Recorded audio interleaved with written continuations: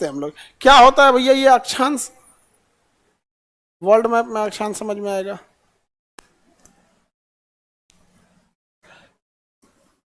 Latitude का मतलब ऐसे लेटा हुआ लाइन, लेटीट्यूड मतलब लेटा हुआ लाइन, और लॉन्गिट्यूड मतलब लंबा लाइन। समझ में आ गया कि नहीं आ गया? तो ये लॉन्गिट्यूड से मतलब नहीं है, किससे मतलब है? लेटीट्यूड, लेटीट्यूड से मतलब है। किससे मतलब है? लेटीट्यूड से मतलब है।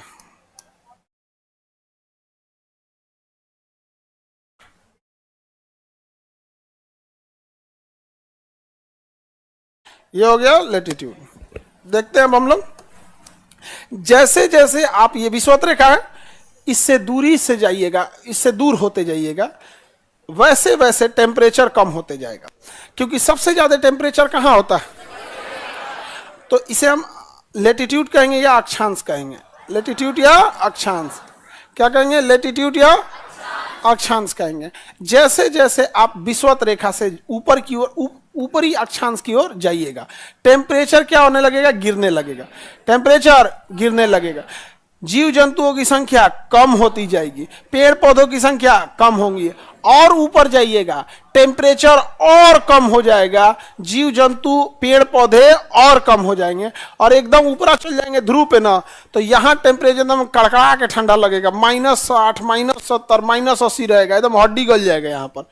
तो जितनी ज्यादा आप लेटीट्यूड को बढ़ाइएगा, यानी अक्षांश को बढ़ाइएगा, ये 0 डिग्री अक्षांश, विषुवत रेखा को कितना डिग्री कहते हैं? 0 डिग्री। अध्रुव कितने पे होता है? 90 डिग्री। तो जैसे जैसे हम 0 डिग्री से, यानी निम्न अक्षांश, 0 डिग्री का मतलब कम वैल्यू वाला, और 90 डिग्री मतलब ज्यादा वैल्यू, तो जैसे जैसे हम निम्न अक्षांश से उच्च अक्षांश की ओर जाते हैं, तापमान कम, जीव जंतुओं की संख्या कम, पेड़ पौधों की संख्या कम, जैव विविधता एकदम कम। सबसे ज्यादा जैव विविधता ध्रुवों पे देखी जाएगी या विषुवत रेखा? विषुवत रेखा। सबसे ज्यादा घने जंगल विषुवत रेखा पे, सबसे कम जंगल ध्रुवों पर, ध्रुवों पर होता है। तो जैसे अगर हम कोई दो जगहों को अगर आप ध्यान से देखिएगा, अब बताइए ये है केरला और ये है कश्मीर, बताइए विषुवत रेखा के पास कौन है? तो ज्यादा गर्मी, विषुवत रेखा से दूर कौन है? तो ठंड कहां पड़ेगा? अब देखिए धूप ज्यादा कहां लगेगा? केरला। अब धूप से हमें बचाने के लिए, हमारे शरीर में धूप को कंट्रोल करने के लिए मेलानिन होता है, जो उस गर्मी को बर्दाश्त कर जाता है। लेकिन मेलानिन की एक खराबी, काला कर देता है, करिया कर देता है। तो देखिए केरला के लोगों में मेलानिन ज्यादा या कम? यहाँ के लोगों का चमड़ा मोटा या पतला? मोटा, क्योंकि उस धूप को बर्दाश्त करना है। नहीं तो पतला चमड़ा रहेगा ना तो अंदर तक एकदम धूप चल जाएगा, खौल जाएगा आदमी यहाँ पर। लेकिन अब कश्मीर के जाइए, यहाँ पे लोग काले या गोरे? चमड़ा मोटा या पतला? पतला। धूप आइए नहीं रहता, इतना मोटा चमड़ा कैसे रहेगा यहाँ पे? क्या जरूरत रहेगा? तो ये उसी हिसाब से जलवायु है यहाँ पे। अब जरा इसको उल्टा करके देखो, उल्टा कर दो अचानक से। यहाँ पे ये कश्मीर वालों का चमड़ा पतला है, अब मेलानिन है नहीं, कड़कड़ा के धूप निकलेगा, एकदम लहर जाएगा, सब पूरा दहिया लाल हो जाएगा, और बाप हो बाप भागो यहाँ से। नहीं समझ में गया? अच्छा केरला वाले को कहाँ भेजो? ले, इतना भयानक ठंडा लगेगा कि उन लोग का ठंडा से हालत खराब हो जाएगा। तो जलवायु चेंज नहीं होनी चाहिए। समझ में गया कि नहीं आएगा? तो क्या जलवायु पर लेटीट्यूड अर्थात अक्षांश का प्रभाव पड़ता है? सबसे ज्यादा प्रभाव पड़ता है। अब यूपीएससी में एक बार क्वेश्चन पूछा था, जैसे जैसे हम निम्न अक्षांश से उच्च अक्षांश की ओर जाएंगे, निम्नलिखित घटनाएं होंगी, निम्नलिखित घटनाएं होंगी। उसमें सही करना वाला 1 और 2 दोनों सही, 5 और 8 दोनों सही, ये सब नहीं होता है। तो सुनिए ध्यान से, तापमान में गिरावट होगा, हाँ, जैव विविधता में गिरावट होगी, वायु दाब में गिरावट होगा, नहीं गलत है, वायु दाब बढ़ जाएगा, वायु दाब बढ़ जाएगा। समझ में आ गया? प्रेशर क्या हो जाएगा? बढ़ जाए, क्योंकि ठंडी हवाएं कहाँ आ जाती हैं? नीचे, और नीचे आएगी तो प्रेशर बढ़ा देगा। गलती मार दिए लोग ना। हाँ, वायु दाब क्या हो जाएगा? बढ़ जाएगा, घटेगा नहीं। निम्न अक्षांश से उच्च अक्षांश की ओर जाएंगे, जैव विविधता घटेगी, तापमान घटेगा, जीव जंतु, लेकिन दाब बढ़ जाएगा, दाब बढ़ जाएगा। किसी को कोई दिक्कत?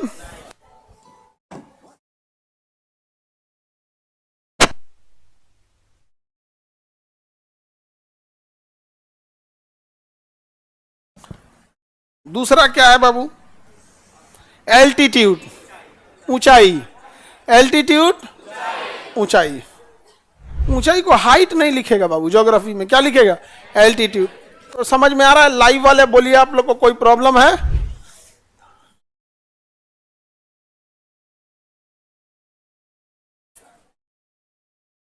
एयर प्रेशर इंक्रीज करेगा, हाँ बिल्कुल इंक्रीज करेगा। शॉर्टकट ट्रिक क्या होता है? Land forms, land forms. अब एल्टीट्यूड देखते हैं, चलिए कोई प्रॉब्लम नहीं सर। अब यहां ध्यान से समझिएगा, एल्टीट्यूड में यहां है चंडीगढ़, ठीक है? इस नक्शा में चंडीगढ़ तो दिखेगा नहीं, इंडिया वाला लगा देते हैं।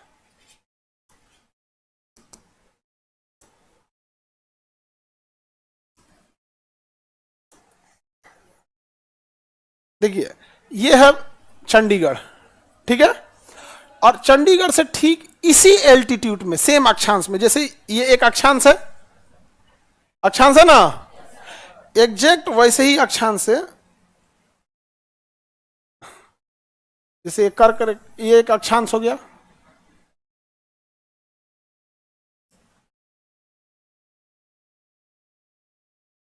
ठीक सीधा है कि तिरछा है जी? चलेगा, काम चलाओ लो। यहां समझिए, ये अक्षांश तो सेम है, ये अक्षांश भी सेम है, लेकिन आपको चेंजिंग देखने को मिलेगा। कैसे? ध्यान से समझिएगा। आप इस अक्षांश के पास अगर देखते हैं चंडीगढ़ को, तो चंडीगढ़ का मौसम थोड़ा सा गर्म है, लेकिन अगर इसी अक्षांश पे आप उत्तराखंड में जाके नैनीताल देखते हैं, ये सब एरिया, तो ये ठंडा है। तो हम कैसे कह दें कि अक्षांश से मौसम चेंज हो जाते हैं? दोनों का तो अक्षांश सेम है, लेकिन दोनों की जलवायु अलग है। जो अक्षांश चंडीगढ़ का, उसी से मिलता जुलता यहां पे, और एग्जैक्ट वही अक्षांश अरुणाचल प्रदेश का। तो क्या चंडीगढ़ में जैसा जलवायु है, क्या वैसे ही अरुणाचल प्रदेश में मिलेगा? नहीं, वैसा नहीं मिलेगा। जबकि अभी हम आपको पढ़ाएं, एक जैसा अक्षांश पे तो एक ही जैसी चीजें मिलती हैं। हाँ, अब यहां समझिए, ये विषुवत रेखा है, तो यहां जितनी विषुवत रेखा आएगी वो सब पे गर्मी पड़ेगा, पड़ेगा कि नहीं पड़ेगा? लेकिन आप याद समझिए, यहां पर एल्टीट्यूड, ऊंचाई भी मायने रखता है। यदि ऊंचाई बढ़ेगा तो ठंड बढ़ने लगेगा, ऊंचाई बढ़ने से ठंड बढ़ने पहाड़ों पे ठंड बढ़ जाती है। इसका मतलब विषुवत रेखा पे सब जगह लोग काले होंगे, लेकिन अगर पहाड़ आ जाए तो वो हाइट हो जाएगा, वहां काले नहीं होंगे लोग। समझ में आ गया कि नहीं आ गया? यहाँ पर तो इस एरिया में देखिएगा ना, यहाँ गुआना वगैरह, वेनेजुएला, देखो विषुवत रेखा के पास है, लेकिन सबसे ज्यादा विश्व सुंदरी कहां से आती है? वेनेजुएला से। ये कैसे हो गया भाई? विषुवत रेखा पे तो एकदम मुझौसा लोग होते हैं, तो सबसे ज्यादा विश्व सुंदरी कैसे यहां आ गई?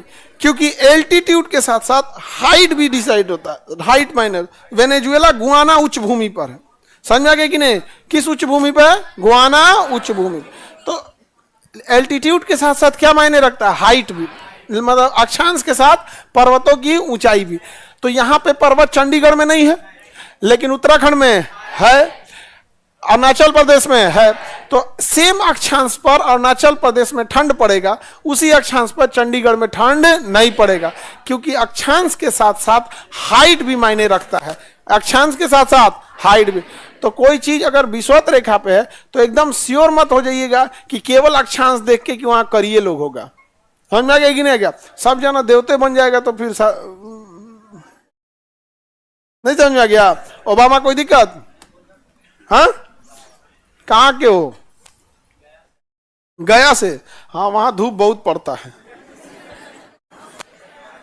गया में बड़ी धूप पड़ता है, बाप रे बाप, ठंडी भी पड़ता है सब चीज, बिजलियों गिरता है गया में खूब। आगे बढ़े।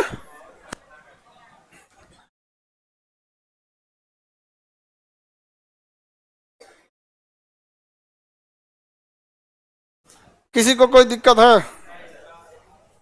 आगे बढ़े। तो ऊंचाई मायने रखेगा कि नहीं?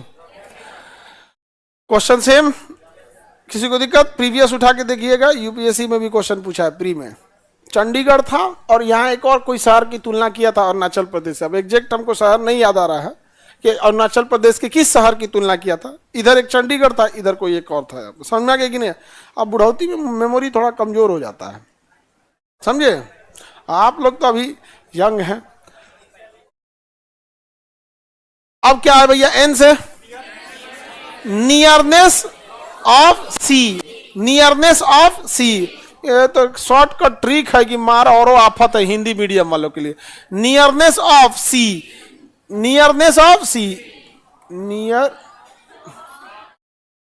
Nearness from sea. हाँ, समुद्र से दूरी, निकटता या समुद्र से निकटता, समुद्र के कितना पास है। फ्रॉम लगेगा यहाँ, फ्रॉम ना तो हाँ फ्रॉम लगेगा। ये अंग्रेजी वाले लोग खूब सिखाता है लोग। यहाँ फॉर्म लगेगा तो यहाँ ये लगेगा, ये लगेगा। जानते हो अंग्रेजी में खराबी क्या है? जब तक बैच चल रहा है सब याद रहेगा, बैच खत्म होते ई जे मार वाजवेयर सब पलित हो जाएगा, बराबर हो जाता है हमें। नहीं, जीएसओ में एक चीज अच्छा है ना कि भूलबो करता है ना तो कुछ कुछ बचल रहता है, धुधला धुधला रहता है कि हाँ ज्योग्राफी में हम पढ़े थे हुमायूं के बारे में।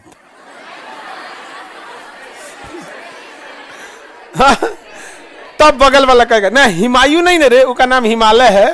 ओहो हाँ हाँ हाँ हिमालय, हुमायूं नहीं हिमालय। आप एक से एक आएगा सब। तो समुद्र से निकटता, समुद्र से जितना करीब रहिएगा उतना ज्यादा आपको ठंडी से दूर रहिएगा। समुद्र के किनारे वाला एरिया गर्म ही नहीं होता है, समुद्र के किनारे का एरिया गर्म नहीं होता है। तो जितने समुद्र के किनारे वाले एरिया है सर, यहाँ गर्मी बड़ी पड़ता है, ठंडा तो कोई देखबे नहीं करता है। यहाँ ठंडा कौन सी रहता है? हम तो पता, अब जाओ इस टाइम तमिलनाडु में, अब भयानक गर्मी पड़ रही होगी यहाँ पर। समझ में आ गया कि नहीं? बारिश हो रहा होगा अभी, वहां तमिलनाडु में बारिश हो रहा है, अभी आ जाएगा बारिश, अब बाढ़ उड़ाएगा यहाँ पे। मुंबई में ठंडे नहीं पड़ेगा, अजीब टाइप का गर्मी रहेगा, वहां पे ह्यूमिडिटी ज्यादा रहेगा। आप समुद्र के पास है तो वहां पानी भाप बनेगा, ह्यूमिडिटी भी आ जाएगी। अब ह्यूमिडिटी में ना जब गर्मी लगता है ना तो नहीं लगता है जैसे कोई सुई चुभ हो रहा है, नहीं समझे? कभी किसी बंद कमरे में देखना ना, लगेगा यहाँ पे। इसे ही कारण है कि जब लोग गर्मी के दिनों में अगर किसी को घूमना है तो गर्मी के दिन में घूमने जाते हैं वो ऊंचाई वाले जगह पे। गर्मी के दिन में घूमने जाएंगे ऊंचाई वाले जगह पे घूमने जाएंगे, देहरादून जाएंगे घूमने, कश्मीर जाएंगे, हिमाचल प्रदेश जाएंगे, इधर दार्जिलिंग जाएंगे, सिक्किम चले जाएंगे, नॉर्थ ईस्ट चले जाएंगे, पहाड़ी एरिया में, क्योंकि गर्मी है। गर्मी से बचने का उपाय क्या है? हाइट पे चले जाइए। यहाँ पे कोई पूछिए तो तनी, कोई गर्मी के दिन में गया है गोवा घूमने, झूलस के आएगा? समझ में आ गया कि नहीं गया? यहाँ पे तो कौन जाएगा यहाँ गर्मी के दिन में? लेकिन जो वहां के पर्यटक लोग हैं, वो जो जिनका ये पर्यटन का वो, तो जो यहाँ पे पर्यटक जाते हैं वो कब जाएंगे? ठंडी के दिन में। अब आएगा ठंडी के दिन में, दिसंबर और जनवरी, दिसंबर और जनवरी। कोई नहीं जाएगा शिमला घूमने। ये कौन मरने को शौक लिया है? दिसंबर में जनवरी में इतने भयानक ठंडा रहता, उस पे से जाएंगे शिमला घूमने, बर्फ में जम जाएंगे, वहीं पे निकलेंगे मई में। तो बताओ, जो समुद्र के किनारे वाला एरिया, ये सब चीजें यहाँ पे। अभी यहाँ पर जो गोवा में पर्यटक होंगे, जितने होटल इंडस्ट्रीज होंगे, फुल तैयारी में होंगे कि अब जितने टूरिस्ट हैं वो कहाँ आएंगे? गोवा साइड। और खूब से खूब कहाँ से फुटफॉल जो चालू होगा वहां पर, वो नवंबर से अब चालू होगा। नवंबर, दिसंबर, जनवरी, फरवरी, मार्च के बाद वहां कौन जा रहा है? तो वहां पे जो जितने भी होटल वगैरह है अभी एकदम महंगा हो जाएगा एकदम, क्योंकि अब क्या हो गया सीजन। तो समुद्र के पास जितना ज्यादा रहिएगा आपको मौसम उतना ज्यादा गर्म ही मिलने वाला है, एवरेज मिलेगा गर्म। यहाँ पे कंबल वंबल ओढ़ने का नौबत नहीं आएगा। समझ में आ रहा है कि नहीं आ रहा है? समुद्र के एरिया में एकदम भयानक गर्मी पड़ेगी। कपिल शर्मा शो हम लोग का शूट हुआ था दिसंबर में, लगभग मेरे ख्याल से 28-28 दिसंबर था कि 20-22 दिसंबर, इसी टाइप का दिसंबर का टाइम था। इतनी भीषण ठंड पड़ती है दिसंबर में, और वहां चिल्ड एसी चल रहा था, एकदम एसी इतना ठंडा चल रहा था। यहाँ पे आप देखे होंगे हम लोग तो एकदम नॉर्मल शर्ट पहने हुए थे।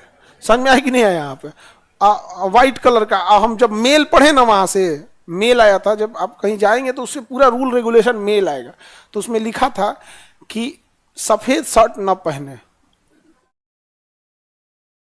हम कहेंगे जा, ये तो हो गया तांडव।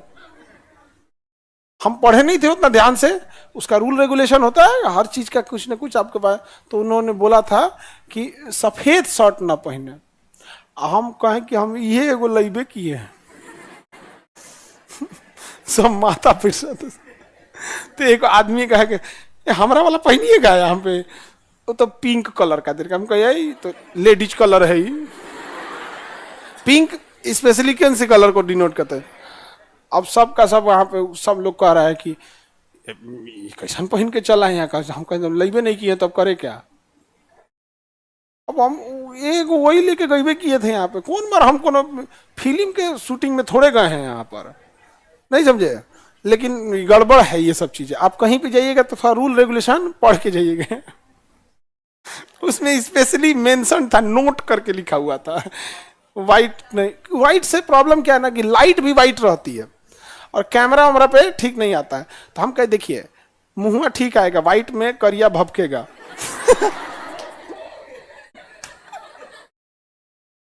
तो दिसंबर के महीने में इतनी भयानक गर्मी पड़ती थी, इतनी भयानक जिसका कोई हद नहीं। सोचिए 22-23, हमको एग्जैक्ट डेट याद नहीं है बट दिसंबर का लास्ट वीक चल रहा था यहाँ पे। आप कल्पना कर सकते हैं वहां पे जो हमारे साथ गए थे लोग, सब आदमी हाफ शर्ट पहना हुआ था, कोई सब ऐसे। यहाँ पे इतनी भयानक गर्मी पड़ रही थी और रात को 11 बजे के समय इतनी गर्मी जिसका कोई हद नहीं यहाँ पर। और हम लोग उसी तरफ बैठ गए जहाज में, इतनी गर्मी पड़ी थी। जहाज जब लैंड किया मुंबई से 1.5 घंटा बाद दिल्ली, अब जो दिल्ली उतरे लोग तो बाप रे बाप, दिसंबर का ठंडी और दिल्ली का इतना भयानक जिसका कोई हद नहीं। आप यहां क्यों नहीं पड़ रहा था? समुद्र था, समुद्र के पास रहेंगे तो गर्मी नहीं पड़। लेकिन इससे भी अच्छा मौसम, मुंबई से अच्छा मौसम जानते हैं कहां का होता है? पूना का। पुणे का रीजन समझो ध्यान से। पूना जो है समुद्र के पास भी है तो प्रदूषण वाले मैटर को भी थोड़ा सा कंट्रोल कर देता है। समुद्र से बहुत ज्यादा ना पास है ना बहुत ज्यादा दूर है। दूसरा, पुणे पहाड़ी एरिया है तो जो गर्मी मुंबई में भयानक पड़ रही थी उसको बैलेंस कर देता है पुणे। किस वजह से? पहाड़ी क्षेत्र की वजह से, हाइट पे होने की वजह से। तो अच्छा, समुद्र की वजह से प्रदूषण नहीं होगा। रीजन क्या? हवाएं इसको लेके प्रदूषण को इधर लेके चली जाएगी। लेकिन अगर तुम यहां रह रहे हो तो इधरों से प्रदूषण आएगा, इधर से आएगा, चारों ओर से अइबे करेगा यहां से। अब वहां पे इधर से तो कोई प्रदूषण का सवाल नहीं होता। तो इससे अच्छा कहां का हो जाता है? पुणे का, हाइट होने के वजह से। समझा गया कि नहीं गया यहाँ पे? तो इसमें कौन सा था ये? Nearness from sea. अब डी से क्या है? Direction of wind. हाँ, हवाओं की दिशा, डायरेक्शन ऑफ विंड।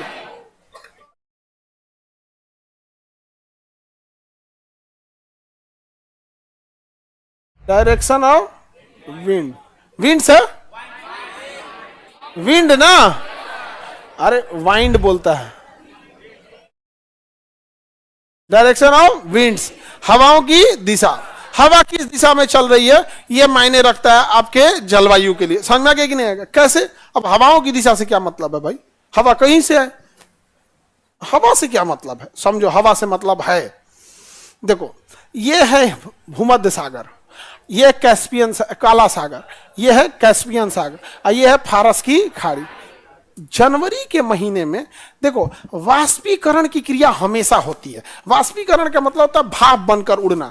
गर्मी में ज्यादा होती है, ठंडी में कम होता है। लेकिन आप ये मत सोचिएगा कि ठंडी में वाष्पीकरण नहीं होता है। अगर ठंडी में वाष्पीकरण नहीं होता तो आपका कपड़ा नहीं सूखता, सूखबे नहीं करता। तो भाप बन के उड़ा है तभी ना ठंडी में सूख गया। हाँ, थोड़ा सा टाइम लगता है, 2 दिन में सूखता है, सोचा 3 दिन में सूखता है। और गर्मी के दिनों में 1 घंटा में पूरा कड़कड़ा जाता है एकदम। धूप में छोड़ दीजिए तो बदरंग कर देगा उसको। तो गर्मी के दिन में ज्यादा होता है। तो डायरेक्शन ऑफ विंड्स, अब समझिए यहां पर समुद्र है, यहां भाप बन रहा होता है, वाष्पीकरण होगा कि नहीं होगा? तो ये एरिया कंप्लीटली क्या हो जाता है? वाष्पीकृत हो जाता है, वाष्पीकृत हो जाता है। अब इस वाष्पीकृत को यहां से एक हवा चलती है जिसका नाम है जेट स्ट्रीम। क्या नाम है? Jet stream. ये पूरा भाप को कहां लेके चलाती है? इंडिया की ओर। कहां लेके चली जाती है? इंडिया की ओर। और अफगानिस्तान को तबाह कर देती है। यहां पर्वत है, हिंदुकुश पर्वत, इसी के नाम पे इस एरिया का नाम हिंदुस्तान पड़ गया है। क्या पड़ गया है? हिंदुकुश पर्वत के नाम पर क्या पड़ गया है? हिंदुस्तान पड़ गया। किसी को दिक्कत? आगे बढ़ते हैं। तो यहां अफगानिस्तान, पाकिस्तान और अफगानिस्तान के बॉर्डर पे कौन जगह है? हिंदुकुश। अब यह रोक लेता है, पहाड़वा क्या करता है, रोक लेता है, जिस वजह से अफगानिस्तान में भीषण बारिश होने लगती है। और ठंड के दिन में बारिश हुई ना, गेहूं बर्बाद हो जाएगा। ठंड के दिन में बारिश हुई तो गेहूं बर्बाद। तो रोक के कौन रखा है, हिंदू कुश पर्वत। अच्छा है कि नहीं है, लेकिन अफगानिस्तान के लिए खराब हो जाता है। तो यहां से कुछ ही हवाएं पार कर पाती हैं, 90% उधर ही रह जाती हैं, 10% इधर पार करती हैं। यहां पे समझ में आ गया, 10% इधर जब क्रॉस करती है तो भारत का यहां पे क्या है, पंजाब। भारत का कौन जगह है, पंजाब। तो बारिश कहां हो जाएगा, पंजाब में। थोड़ी सी बारिश होगी, कैसे होगी, थोड़ी सी। और गेहूं को बस 1 से 2 बार पानी चाहिए। कितनी बार, 1 से 2 बार, बहुत नॉर्मल पानी। 1 को बार दे दीजिएगा ना तो ऐसा नहीं है कि सूख जाएगा, काम चला लेगा घींच तान के अपना, लेकिन 2 बार आदमी पानी दे देता है। यहाँ पे पंजाब का किसान 1 को बार नहीं देता है। कहता है यूरोप में है वेस्टर्न डिस्टर्बेंस, यूरोप में क्या है, वेस्टर्न डिस्टर्बेंस लेके आ रही है जेट स्ट्रीम। यहां पे भाप बना है, तो भाप जब भी बनेगा ना तो डिस्टर्बेंस में उड़ेगा। देखिए ना, पानी खौलाइएगा या सब्जी बनाइएगा तो जो भाप निकलेगा ना वो सीधा नहीं निकलेगा, ऐसे कांपते हुए जाएगा डिस्टर्बेंस के माध्यम। तो इसका नाम क्या है, वेस्टर्न डिस्टर्ब। वेस्टर्न क्यों पड़ा, भारत के पश्चिम में है तो वेस्टर्न डिस्टर्बेंस है वो। और उसे कौन ला रहा है, जेट स्ट्रीम। कहां पटक दी, हिंदुकुश पर्वत पर। इसलिए पंजाब में बारिश ज्यादा या कम, कम, लेकिन वह गेहूं के लिए अमृत साबित हो जाता है। और यही बारिश जब धीरे धीरे थोड़ा आगे बढ़ता है तो थोड़ा यूपी में बरसा देता है और थोड़ा बिहार में बरसा देता है। तो जनवरी फरवरी में देखिएगा ना, आप सूत के उठिएगा तो कहेंगे ए, बारिश हुआ है कि ओस गिरा है वो। तो तले को बूढ़ा बाबा उठेंगे, हैं 4 बजे से बारिश हो रहा है। बूढ़ा आदमी पहले ही उठ जाता है ना, हाँ, नींद कम आता है बुढ़ापा में, समझे। आगे बढ़े, किसी को प्रॉब्लम तो बताइए ध्यान से। हवाओं की दिशा मौसम को डिसाइड करेगा कि नहीं। अगर यही वेस्टर्न डिस्टर्बेंस नहीं रहता, वेस्टर्न डिस्टर्बेंस नहीं रहता तो क्या इधर आ पाता, बारिश नहीं आ पाता यहाँ पे। तो जलवायु के लिए अफगानिस्तान के लोग को तो बड़ी दिक्कत है, तो जलवायु चेंज कर दिया कि नहीं। और अगर यही जलवायु सपोज कीजिए चेंज कीजिए, कैसे चेंज होगा, हम यहां से हिंदुकुश पर्वत को हटा देते हैं। हम यहां से किसे हटा देते हैं, हिंदुकुश पर्वत को हटा देते हैं। और इस हिंदुकुश पर्वत को ले आके दिल्ली में रख देते हैं। कहां रख देते हैं, दिल्ली में। ले हो गया कांड। अब ये बारिश अफगानिस्तान में नहीं टकराएगा, दिल्ली में टकराएगा। और दिल्ली के इस साइड क्या है, पंजाब। सारा गेहूं का फसल तहस नहस कर देगा, क्योंकि अब वो 10% नहीं बरसाएगा, अब 90% बरसाएगा। और गेहूं के खेत में ठेहुना भर पानी लग जाएगा। कहियो गेहूं होगा। तो जलवायु चेंज अगर हुआ तो हमारा जीना मुश्किल हो जाएगा, क्योंकि हमारा शरीर, हम उसी जलवायु के हिसाब से ढल चुके हैं, हमें आदत नहीं है। आपको अगर कोई खाना देगा कि 1 थरिया सांभर, 8 गो इडली, 10 गो इडली, कहेगा खा लीजिए इडली सांभर, तो आप कहेंगे ये तो नाश्ता दिया जाता है शाम को, कुछ खाए हुए का मन नहीं है तो अब आदमी खा लेता है। साउथ की इंडिया का आदमी का वही खाना है, इडली डोसा सांभर उपमा उत्पम, यही सब खाना है। और हम लोग के लिए उससे पेटे नहीं भरेगा, भर जाएगा यूपी बिहार में। जब तक 1 थरिया चावल ना खाए आदमी, पेट भरने वाला है जी। क्यों, हम ढल चुके हैं उसी हिसाब से। हम लोग को पतई पे दे देगा केला का पत्ती पे खाने के लिए, तो हम लोग को आदतें नहीं है। हम लोग थाली बकोट बकोट के खाए, पतइये फाड़ देंगे। आदत है थाली बकोट बकोट खाने का, लास्ट में बच गया तो उठ कर नहीं समझेगा, वो पतइये फाड़ लेगा, उठाएगा कि तू है भाई, हमरा के बस का नहीं है। पतइया के नीचे थाली लगाना पड़ेगा, समझे। तो बताइए, हवाओं की दिशा जलवायु के लिए जरूरी है या नहीं है। साथ ही साथ पर्वतों की स्थिति भी बहुत जरूरी है। पर्वतों की स्थिति चेंज होगी, जलवायु चेंज हो जाएगी। हवाओं की दिशा चेंज होगी, जलवायु चेंज हो जाएगी। समुद्र से दूरी चेंज होगी, जलवायु चेंज हो जाएगी। ऊंचाई चेंज होगी, चेंज हो जाएगी। अक्षांश बदलेगा, चेंज हो जाएगा। एक शॉर्टकट ट्रिक क्या है भैया,